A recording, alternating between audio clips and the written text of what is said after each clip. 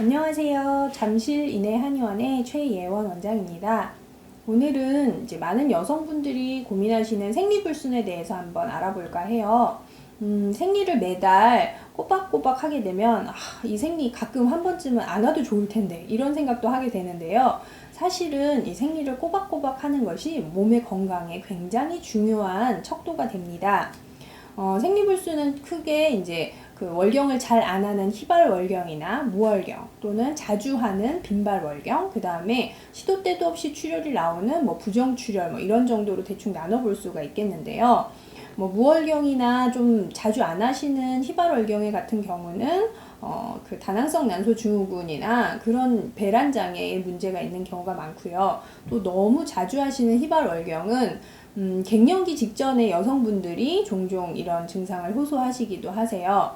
그 다음에 이제 부정출혈이라고 해서 피임약을 오래 먹다가 중간에 이게 생리 주기가 아닌데도 피가 나온다거나 이런 부분으로 호소를 하시면서 한의원에 내원하시는 분들이 꽤 많습니다. 이제 부정출혈의 경우에는요. 사실은 생리 뒤끝에 출혈이 멈추지 않고 계속 가는 경우도 있고, 또는 배란기 때 이제 출혈이 좀 나는 경우도 있고, 그런 거랑 아무 상관없이 이제 피가 나와서 멈추지 않고 계속 가는 경우도 있습니다. 이런 모든 그 생리 불순의 여러 가지 것들이 여성 호르몬의 불균형에서 온다고 보시면 될 것 같아요. 이제 여성 호르몬은 흔히 이제 보통 사람들 많이 알고 계시는 에스트로겐, 프로게스테론 이런 것들인데요. 이런 호르몬이 자기가 나와야 될 시기에 제대로 나오지 않고 뒤죽박죽으로 섞여버리게 되면은 생리의 주기가 흐트러지고 여성의 몸이 이제 조금 건강하지 못한 상태로 됩니다. 여성 호르몬이 왜 불균형해지는가? 다른 원인 질병이 있는 경우, 갑상선 질환이라던가, 다른 원인 질병이 있어서 여성 호르몬이 잘 안 나오는 경우도 있겠고요. 이런 경우는 그 질병을 치료하면 되겠죠. 근데 그게 아니고, 보통 대다수의 생리불순의 경우에는 그냥 좀 스트레스를 많이 받아서, 또는 최근에 다이어트를 너무 많이 했다, 또는 최근에 너무 살이 많이 쪘다, 또는 이사를 했다, 전학을 했다, 이런 식으로 어떤 환경적인 변화나 스트레스와 관련된 경우가 굉장히 많습니다. 그리고 특히 이제 체중의 변화에도 굉장히 이 생리불순이 연관이 많이 있는 경우가 많아요. 그래서 이제 한방적으로는 몸을 생리를 잘할 때의 시기로 이제 돌려주는 게 1차적인 목표입니다. 내가 생리를 잘했을 때는 지금보다 조금 더 날씬했던 것 같아. 그러면 그때의 몸으로 돌려주고요. 내가 지금 생리를 잘했을 때는 옛날보다 조금 더 어깨의 긴장도 풀어지고 변비도 없었고 소화도 좀 더 잘 됐어. 그럼 그쪽으로 이제 몸을 돌려서 최대한 몸을 편안한 상태로 만들어주고, 그 다음에 이제 여성 호르몬이 균형적으로 돌 수 있도록 조절해주는 한약을 같이 쓰게 됩니다.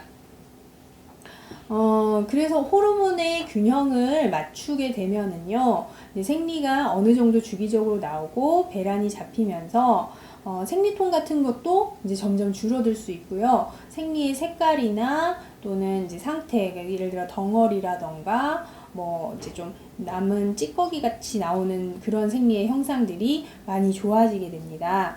특히 이제 좀 몸이 요즘에 급격한 다이어트로 인해서 생리불순이 오시는 경우가 많은데요. 몸이 많이 허해져서 오는 생리불순의 경우에는 보약을 사용을 꼭 하셔서 몸을 좀 보호하면서 또 생리를 나오게 하는 약을 드시는 게 또 좋습니다. 집에서 할 수 있는 치료 방법으로는요, 좌욕이나 반신욕 같은 경우가 생리불순에 보통 굉장히 많이 도움이 되니까 이런 것도 좀 참고를 해보시면 좋을 것 같아요. 우선 생리불순을 특히 이제 무월경 환자분들을 치료하다 보면은요, 생리를 안 해서 좀 편하고 좋아요, 이런 얘기를 하시는 분들이 있어요. 저도 생리를 안 하면 얼마나 편하고 좋을까 하는 생각을 해본 적이 있는데요. 하지만 여성의 몸은 원래 매월 한 번씩 생리를 하고 출혈을 해야 제대로 돌아갈 수 있게 만들어지기 때문에 생리를 자꾸 건너뛴다거나 하게 되면은 이제 자궁과 난소가 이제 제대로 일을 못하게 되면서 점점 하복부에 살이 붙는다거나 복부가 차가워지고 아래쪽이 자꾸 붓고 이런 증상들이 나타나시는 걸 발견하실 수가 있게 돼요.